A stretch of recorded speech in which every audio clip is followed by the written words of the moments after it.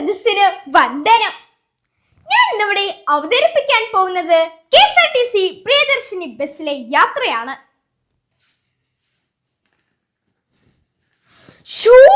സമയം ഒത്തിരിയായി. സ്കൂളിൽ എത്തുമ്പോ ടീച്ചറിന്റെ അടുത്ത് നിന്നൊക്കെ വഴക്ക് കേൾക്കും. ആ ബസ് ഒന്ന് വന്നാ മതിയായിരുന്നു. സ്ത്രീകൾക്ക് ബസ് യാത്ര ഫ്രീ പദ്ധതി നല്ല പരിപാടിയാണ്. അതുകൊണ്ട് കൂടുതൽ സ്ത്രീകൾ യാത്ര ചെയ്യാൻ തുടങ്ങും. മാറ്റങ്ങൾ ഇനി കൊണ്ടുവരണം. ഇതുകൊണ്ടൊക്കെ ഇപ്പൊ എന്താവാനാ?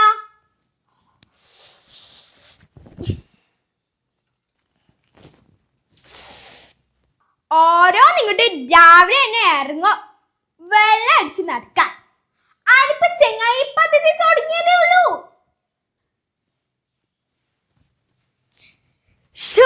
ബസ് വരുന്നുണ്ട്. ആദ്യം തന്നെ ചാടി കയറാം. ടിക്കറ്റ് എന്റെ ചേട്ടാ, വാതിലിൽ നിൽക്കാതെ ഇങ്ങോട്ട് കേറി നിക്ക. ഒന്നാമത് ബസ് ലേറ്റാ. ചേച്ചി, അവിടെ എല്ലാവരും കേറും. എന്നാ ഡോർ അടച്ചേ. ചേട്ടാ, എവിടെ ഡോർ അടച്ചേ? എന്തായാലും ബുദ്ധിമുട്ടില്ലാതെ ഒരു സീറ്റ് കിട്ടി. എന്തൊരാളാ തലതാട്ടിരിക്കും. ഞാനിപ്പോ ബസ്സിലാണ്. ബസ് പോയിക്കൊണ്ടിരിക്ക. കൂടെ ഞാൻ. ഈ ഡ്രൈവറിന്റെ ഒരു ബ്രേക്ക് ചവിട്ട് അന്നോടല്ലോ, ഇവിടെ പറഞ്ഞതാ. നെറ്റ്വർക്ക് ചാനലിൽ നിന്നും മാധവ്. ഞാനിപ്പോൾ KSRTC പ്രിയദർശിനി ബസ്സിലാണ്. നമുക്കിപ്പോൾ യാത്രക്കാരോട് യാത്രയെ കുറിച്ച് എന്നൊക്കെ ചോദിച്ചാലോ? ചേച്ചിയുടെ പേരെന്താ? ഈ യാത്രയെ കുറിച്ചൊന്ന് പറഞ്ഞേ. എന്റെ പേര് മിനീന. സൗജന്യ യാത്ര ഉള്ളത് കൊണ്ട് ബാങ്കിനും മറ്റു സ്ഥലങ്ങളിലും ഒക്കെ പോവാൻ പ്രിയദർശിനിയെ കാത്തു നിൽക്കുന്നത് നല്ലതാണ്. സർക്കാർ കുറച്ച് ക്യാഷും കൂടി തന്നിരുന്നെങ്കിൽ കുറച്ച് ഷോപ്പിംഗും കൂടെയൊക്കെ അടിപൊളിയാക്കാമായിരുന്നു. ആൾക്കാർ കിട്ടുന്നതിൽ സംതൃപ്തരല്ല. ആ മൈക്ക് കൂടെ കൊണ്ടുവന്ന് എനിക്ക് പറയാനുണ്ട്. ഇത് ലിംഗവിവേചനമാണ്. ഞങ്ങൾ ആണുങ്ങൾ എല്ലാ കാര്യത്തിലും ഒഴിവാക്കുകയാണ്.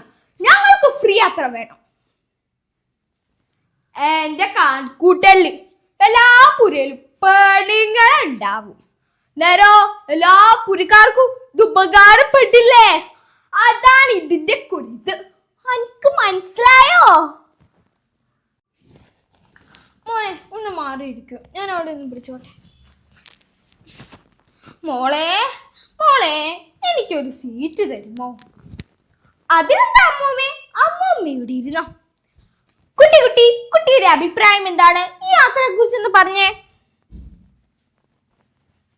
മുതിർന്നവർക്ക് സീറ്റ് കൊടുത്താൽ അവർക്ക് സന്തോഷം, നമുക്ക് സന്തോഷം. ചേട്ടാ, പരിസ്ഥിതി സംരക്ഷിക്കാൻ പൊതുഗതാഗതം ഉപയോഗിച്ചാൽ കൂടുതൽ സന്തോഷം.